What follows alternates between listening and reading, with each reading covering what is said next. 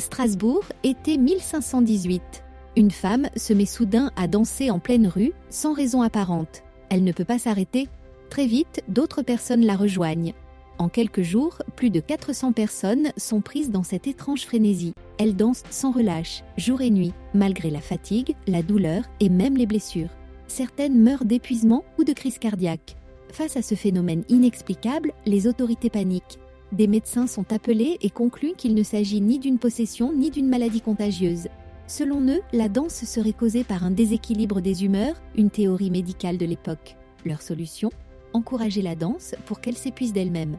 On installe alors des scènes, on engage des musiciens, mais au lieu de calmer les danseurs, cela empire la situation. Certains parlent d'un empoisonnement au seigle ergoté, un champignon hallucinogène qui provoque convulsions et crises de folie.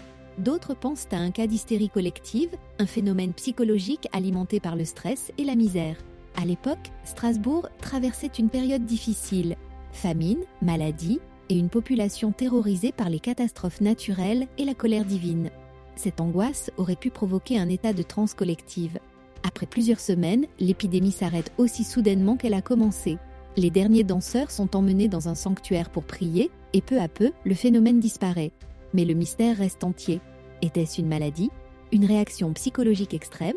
Un phénomène surnaturel ? Qu'en penses-tu ? Dis-le en commentaire, like et abonne-toi pour d'autres histoires fascinantes.